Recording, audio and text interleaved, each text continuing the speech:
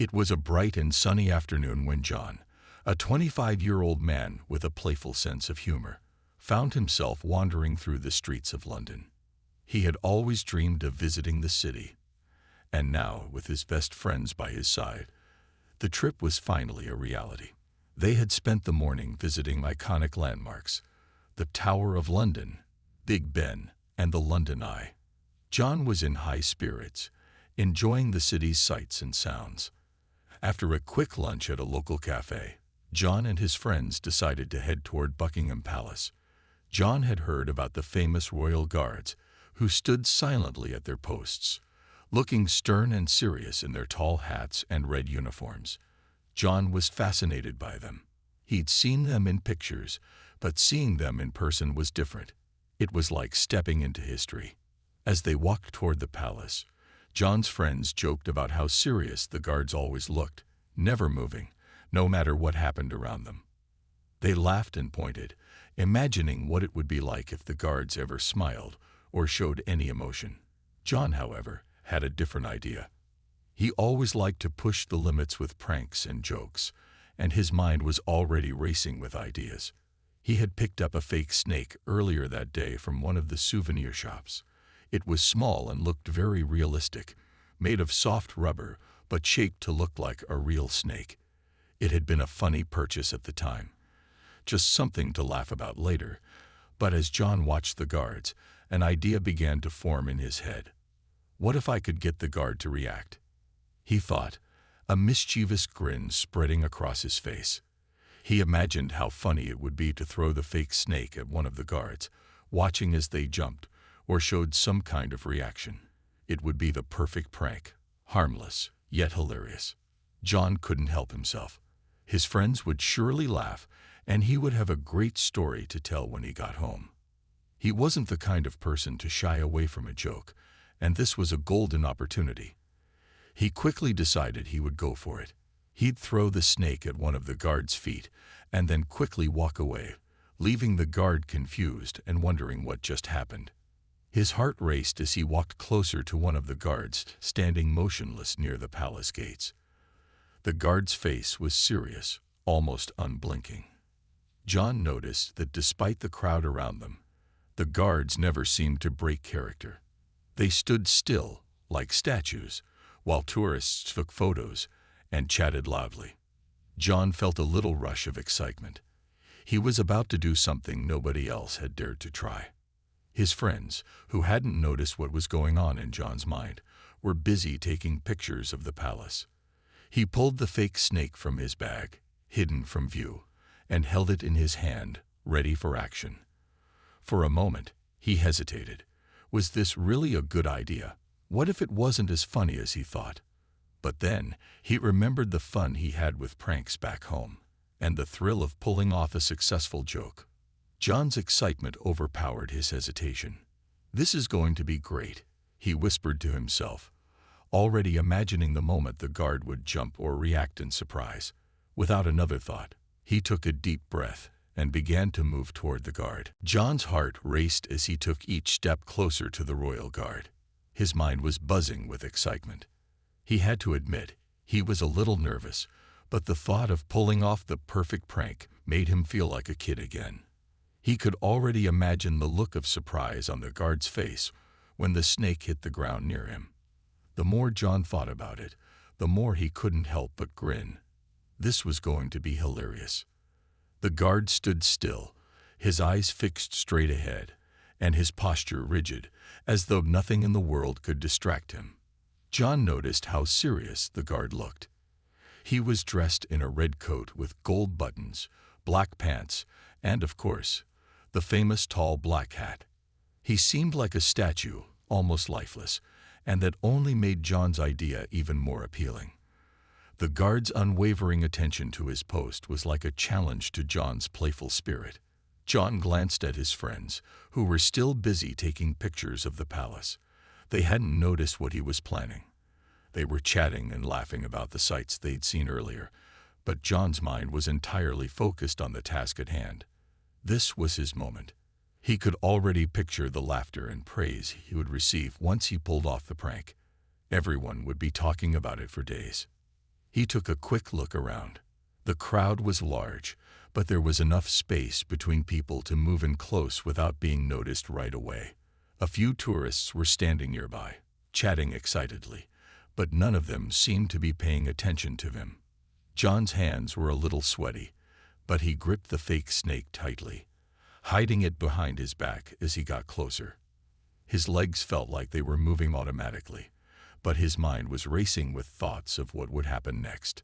John was now just a few feet away from the guard. The tension in the air seemed to grow. His plan was simple: throw the fake snake at the guard's feet, watch him react, and then walk away quickly, pretending like nothing happened. He couldn't help but chuckle to himself at how clever he thought he was. No one had ever dared to do something like this before, and he was about to make history. He could see the guard's boots shining in the sunlight. John almost stopped walking, staring at them for a second. The guard stood so still, like he was part of the landscape itself.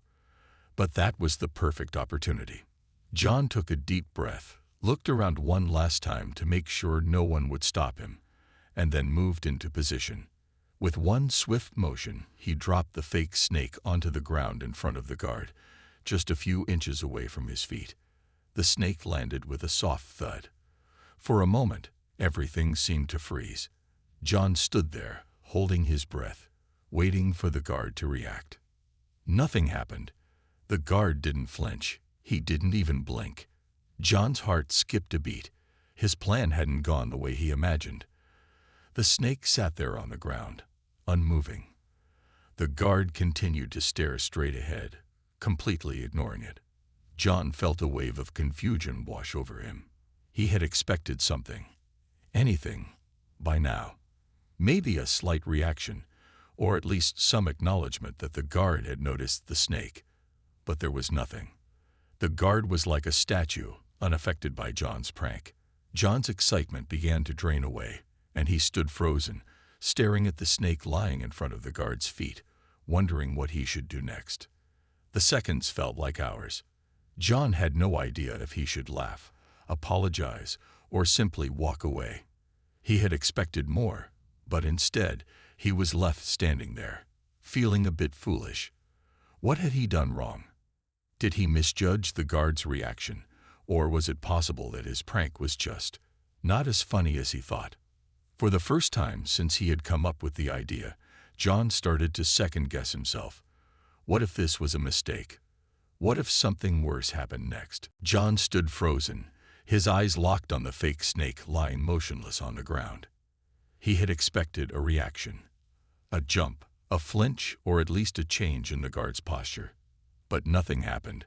The guard's face remained as serious and unmoving as ever. John felt a mix of confusion and embarrassment bubbling up inside him. He had built this moment up in his mind, imagining how funny it would be to watch the guard react. But now the scene felt awkward and quiet. For a moment, John considered picking up the snake and walking away. Maybe the prank wasn't as clever as he had thought. But before he could make a decision, something unexpected happened. The guard's eyes, which had been locked straight ahead for what felt like forever, suddenly shifted. For a split second, John thought the guard might finally notice the snake.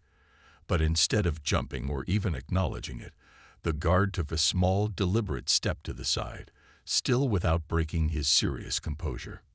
John blinked, unsure of what to make of it. The guard hadn't reacted the way John had hoped, but he had moved. It wasn't much, but it was enough to make John pause. He realized that maybe, just maybe, the guard was aware of what was going on. Was he waiting for something? Was he simply too disciplined to show any emotion, no matter what? As John stood there, his mind racing, the quiet was suddenly interrupted. A second guard, who had been standing further away, stepped forward. He moved quickly and silently, almost as if he had been expecting something. John's heart skipped a beat. He hadn't seen this guard coming, and now the situation was getting serious. The second guard was closer to John, and his eyes swept over the area, taking in the scene in an instant. John's nerves began to spike. He had no idea what to do. Should he run? Apologize? Laugh it off and pretend it was all part of the joke? But before he could react, he heard a voice behind him, loud, firm, and unmistakable. "Excuse me, sir. What do you think you're doing?" John turned quickly, his stomach dropping as he saw a police officer approach. The officer's uniform was crisply pressed, and his expression was unreadable. John felt his heart race even faster. It was as if the entire world had come to a halt, and now he was stuck in the middle of it all. The fun prank he had imagined just moments ago was quickly turning into a full-blown crisis. The officer stopped right in front of John. His eyes locked on him with a level of seriousness that made John feel like a child caught doing something wrong. He tried to think of something to say, but his mind went blank. The officer's voice cut through the air again, this time with a hint of annoyance. "I'll need you to step aside. We need to speak." John's stomach twisted. He didn't know what was going to happen next. A few more seconds passed in silence as the officer waited for him to move. John felt the eyes of the second guard and a few onlookers on him, making the situation even more uncomfortable. His friends, who had been busy taking photos earlier, were now standing off to the side, looking at him with a mix of confusion and surprise.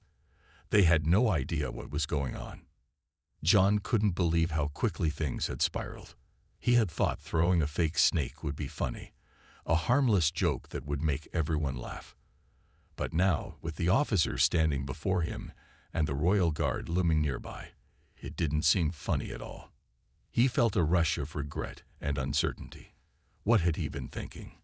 The excitement he had felt earlier was now gone, replaced by a sinking feeling of dread.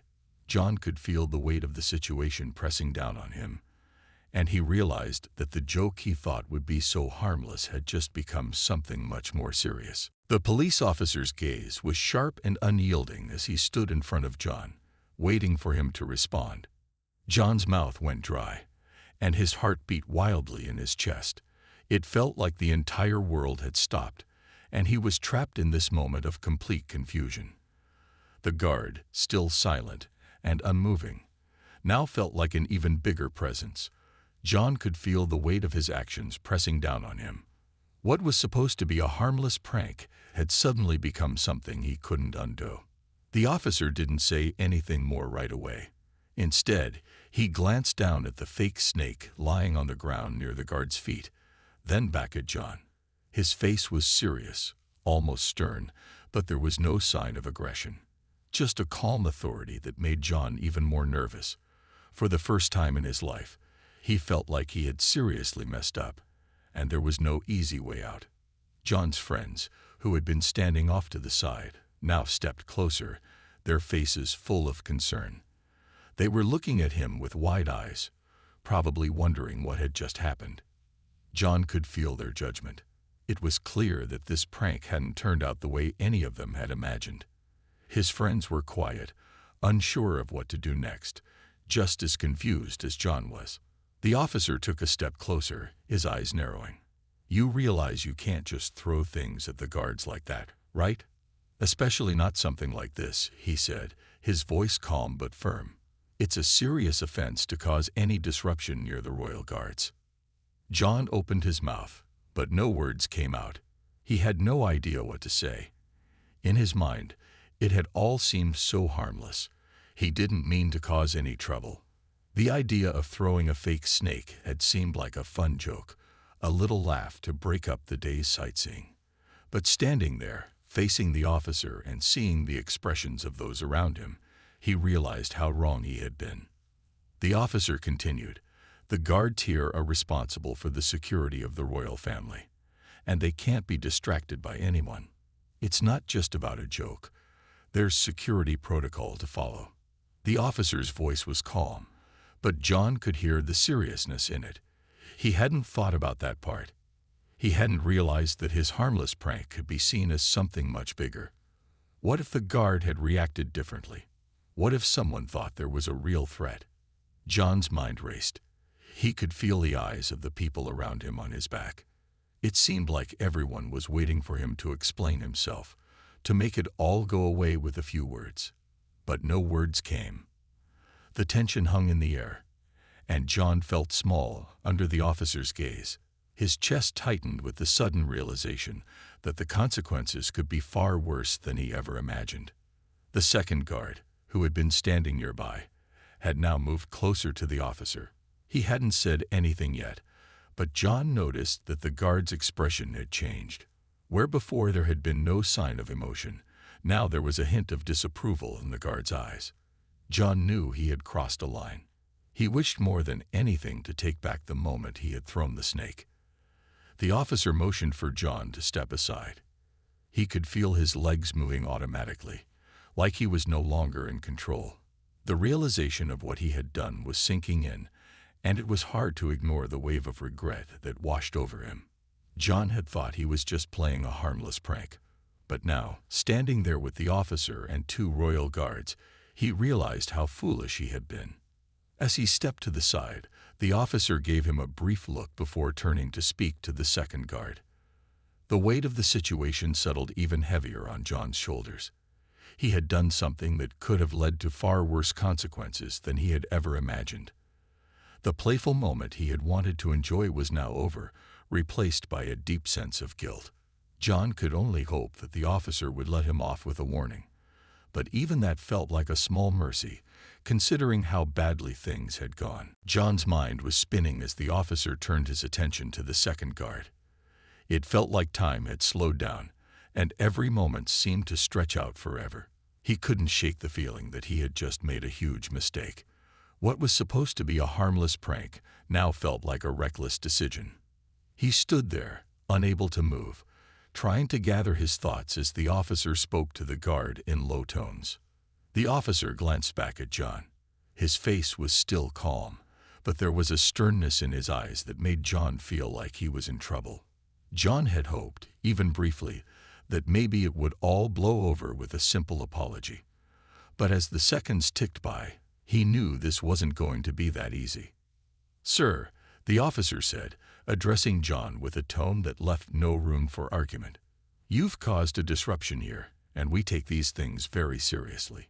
You need to understand the gravity of what you've done." John swallowed hard. He opened his mouth to say something, anything, but the words just wouldn't come. The officer was right. John hadn't fully realized how dangerous the situation could have been. It wasn't just about throwing a snake at a guard. He had disrespected the traditions, the security, and the people who worked hard to protect the royal family. That wasn't something he could simply laugh off. The officer took a small step closer to John, and the second guard shifted slightly, clearly keeping a close eye on him. John could feel their eyes on him, and it made him feel even more small and vulnerable. The crowd around them had started to notice what was happening, and a few people were quietly whispering, exchanging curious glances. John's stomach churned. He wished more than anything that he could just disappear. "I'm not going to arrest you, but this is a serious matter," the officer continued, his voice still calm but firm. "I'm going to need to ask for your details and issue a formal warning. If you cause any more trouble or disturb the guards again, you could face further consequences." The words hit John like a ton of bricks. He had never imagined that a simple joke would lead to something like this. A warning? He had never been in trouble with the law before, and the thought of being in trouble now, especially over something as silly as a prank, made his stomach twist even harder. He nodded, his mind still racing, trying to process everything. I didn't mean to cause any harm," John managed to say, his voice shaky. "It was just a joke. I didn't think it would be a big deal." The officer studied him for a moment, his eyes narrowing slightly. "That's exactly the problem. Sir, you didn't think. It's important to be aware of the situation you're in. Some jokes might seem harmless to you, but they can have serious consequences. And here, in front of the royal guards, it's not a place for pranks." John felt a sinking feeling in his chest. He had never intended for it to go this far, but he had underestimated the seriousness of the situation. He realized, with a growing sense of regret, that he had been thoughtless. The joke, which had seemed so clever in his mind, now felt immature and selfish. As the officer pulled out a notepad and began asking for John's details, he glanced over at his friends, who were still standing on the sidelines. They looked as uncomfortable as he felt. They had probably never expected their fun day of sightseeing to turn into something like this. John could tell they wanted to say something, to somehow fix the situation, but they were just as stuck as he was. John, though embarrassed and overwhelmed, knew there was nothing he could do now but cooperate. His thoughts raced as he gave the officer his name and details. He couldn't stop thinking about the gravity of the situation. If he had just stopped to think before acting, he wouldn't be here right now. It was a lesson he would never forget.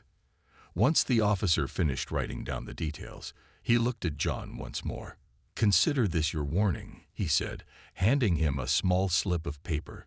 "Don't make the same mistake again." John felt his heart sink as the officer turned and walked away. The weight of everything that had happened was heavy, and John stood there, still processing it all. He had gotten off without being arrested, but it wasn't exactly a victory. He had learned the hard way that even the smallest actions could have big consequences, and for the first time, he fully understood that some jokes weren't worth the risk. John stood there, holding the slip of paper the officer had given him, feeling as though the world had tilted off its axis. The moment had passed, but the weight of what had just happened still lingered. His chest felt tight, and his stomach churned with embarrassment. He was trying to process everything, but the reality of the situation kept hitting him in waves. The officer had given him a warning, but that didn't erase the fact that he had made a foolish mistake. He glanced around, seeing the faces of his friends, their expressions a mixture of concern and disbelief. They had all been enjoying the day, taking in the sights, and now, it seemed, they had been dragged into his mess. John felt their eyes on him, and though they hadn't said anything, their silent judgment stung. He had never been one to make a scene, let alone find himself in a situation like this. How had it all spiraled so quickly? One of his friends, Mike, was the first to speak. "Dude, what were you thinking?" Mike's voice was quiet, but there was a clear sense of disbelief in it. John didn't have an answer. What could he say? That he had been bored? That he thought it would be funny? Neither reason seemed good enough to justify what had happened. Mike's words were a wake-up call, but they didn't make John feel any better. "I didn't mean for it to go this far," John muttered, looking down at the ground, still holding the warning slip. I thought it would be funny."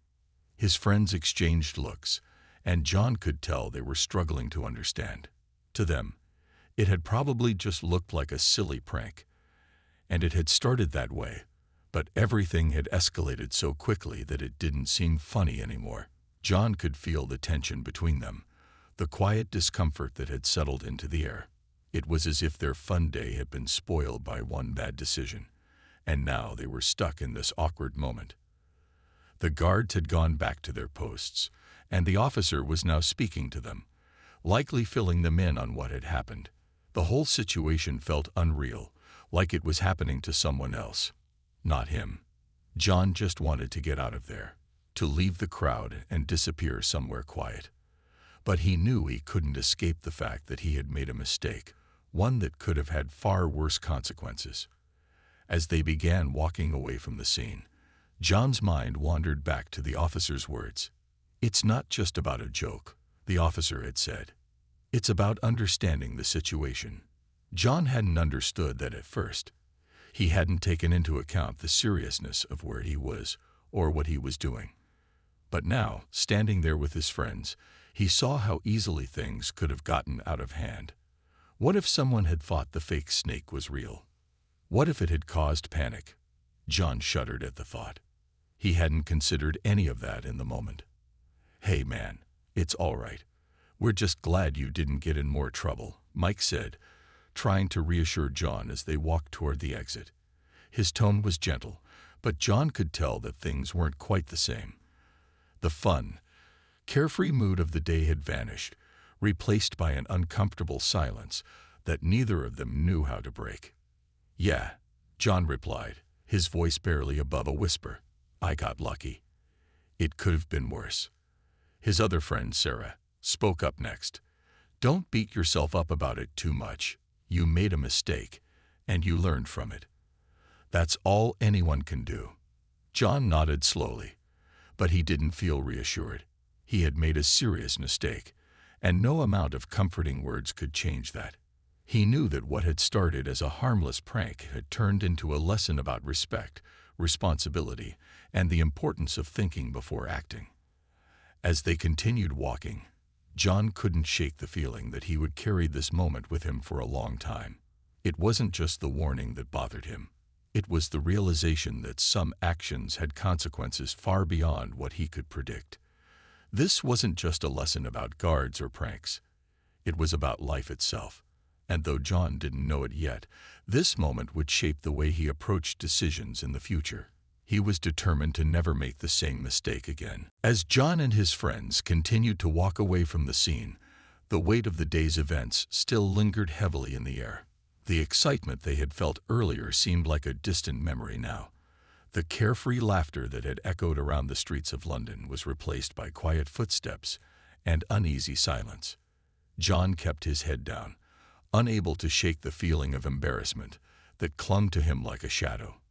He could still picture the officer's calm yet stern expression, the way the second guard had barely acknowledged the situation, and the moment the officer had handed him the warning slip. It had all happened so fast, but now, in the silence that followed, it felt like a memory he couldn't forget. "I really messed up," John said, breaking the silence. His voice was low, but his friends could hear the weight of regret in it. "I didn't think about what I was doing. I didn't think about how it could look to others. What if I'd made things worse?" His friends exchanged looks. They had been there, watching everything unfold, but they didn't know how to make him feel better. They had tried to comfort him earlier, but it didn't seem to help much. John wasn't just upset about the warning. It was the realization that his actions could have caused real harm. If the fake snake had been mistaken for a real one, things could have escalated very quickly. "We're all just glad you're okay." Sarah finally spoke up. Her voice was kind, but still tinged with a little unease. "But yeah, you gotta be careful next time. You can't just joke around like that, not with security like that." John nodded, silently agreeing with her. He knew she was right. The guards weren't just standing there for show. They had an important job to do, and while it may have seemed like a harmless prank to him, it could have been seen as something much more serious. The officer had made that clear, and John had learned that sometimes jokes weren't as harmless as they seemed. Mike, who had been unusually quiet up until now, spoke next. "We've all done stupid stuff like that. Just next time, think it through first, yeah?" He offered a small, reassuring smile, trying to ease the tension.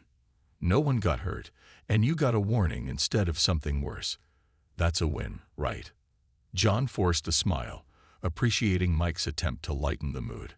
But deep down, he couldn't shake the feeling that he had crossed a line. He had never been someone to cause trouble, and yet here he was, on the receiving end of a warning from a police officer, in front of a crowd, with his friends witnessing the whole thing. It wasn't exactly the kind of story he had imagined sharing with them that day. "I guess you're right," John said quietly. "I got lucky. I could have been in way more trouble." The group continued walking, but the mood was still somber. They passed by tourists, taking pictures and enjoying the sights, but none of them seemed to be in the same carefree state they had been earlier. John kept replaying the moment in his mind, trying to understand what went wrong. It wasn't that he hadn't thought about it beforehand. It was that he hadn't thought it through enough. He had gotten caught up in the excitement of the moment, not realizing how much responsibility came with his actions. As they turned a corner and began heading toward a quieter part of the city, John's phone buzzed. He pulled it out, expecting it to be a message from one of his family members or another friend checking in on him. But instead, it was a news alert. His heart skipped a beat as he read the headline. "Tourist disrupts Royal Guard. Fake snake causes stir. John's stomach dropped. He had barely been part of the story, but there it was in black and white. His prank had made the news. He quickly showed the screen to his friends, who stared at it for a moment, a mix of surprise and disbelief on their faces. "Well, looks like we're going to be famous for the wrong reasons," Mike said, a half-joking tone in his voice. John didn't respond, still staring at the article. It was clear that the consequences of his actions were now bigger than he had ever anticipated. The event had been caught on camera, and now it was being shared with the world. He had wanted to be a little daring, to pull off a prank that would make people laugh.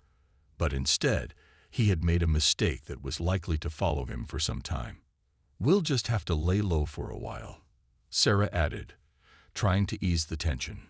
John didn't say anything in response, but the reality of what he had done was finally starting to sink in. He had gone from a simple tourist trying to make his day more interesting to a person who had disrupted something serious, caught the attention of the media, and risked the safety of others, even if unintentionally. The following days felt strange for John. What had started as a fun trip to London had quickly turned into something he couldn't escape from. The warning slip was still in his bag, a constant reminder of the mistake he had made. He had been hoping that it would fade into the background, but it hadn't. Everywhere he went, he found himself thinking about the guard, the officer, and the way the whole situation had unfolded. John didn't want to tell his family about what had happened. He could already imagine the look on his mother's face if she found out. She always taught him to be respectful and think carefully before making decisions. And yet, in the heat of the moment, he had acted without thinking, and now he had to live with the consequences. It wasn't just the warning that weighed on him. It was the fact that his prank had caught the attention of so many people. The news article he had seen on his phone had been shared across social media, and soon, John's harmless joke was being discussed online. Some people laughed it off, calling it a silly tourist moment, while others criticized it as reckless. John couldn't help but feel embarrassed every time someone mentioned it. His friends, however, had been supportive, even if there was a little tension hanging between them. They didn't hold it against him, but they still couldn't shake the feeling that things had gone way too far. Mike had even tried to lighten the mood by making jokes about it, but deep down, John knew it wasn't something he could laugh off just yet. One afternoon, John decided to sit down and reflect on the whole experience. He pulled out the warning slip and looked at it for a moment, the words on the paper reminding him of how close he had come to making a much bigger mistake. His friends had told him not to beat himself up over it, that it was just a warning and that he'd learned his lesson. But the truth was, John felt like he needed to learn more than just one lesson. He had learned that jokes, no matter how harmless they might seem, could have far-reaching consequences. He had learned that being in a place of responsibility, like in front of the Royal Guards, meant more than just being a tourist. It meant understanding the seriousness of the situation and respecting those who worked hard to keep others safe. The guards weren't there for entertainment. They had a duty, and John had momentarily forgotten that. But the biggest lesson was one John had known all along. Think before acting. It was something his parents had taught him, something he had heard countless times. And yet, in that one moment of impulsive fun, he had let it slip away. Now, that lesson was burned into his memory. As the days passed, John began to feel a little lighter. He knew he had to take responsibility for his actions and move on. Everyone made mistakes, and he wasn't the first person to do something foolish. What mattered was how he grew from it. He could choose to let the mistake define him, or he could learn from it and make sure it never happened again. By the end of the trip, John had come to terms with what had happened. He knew that it was something he would remember for a long time, but he also knew that it wouldn't be the defining moment of his life. He still had many more lessons to learn, and this was just one of them.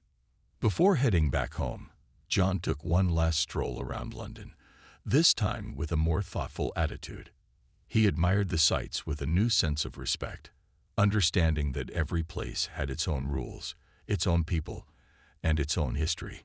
The prank was a memory now, a funny story that he would eventually share with others, once enough time had passed for him to laugh about it. John had learned the value of thinking things through before acting, of respecting others, and of being aware of the impact his actions could have. It wasn't an easy lesson, but it was one he would carry with him, shaping the way he looked at the world in the future. And as he boarded the plane back home, John knew that, while this prank would always be a part of his travel memories, it would also be a reminder of his growth. He had learned from it, and that was what mattered most.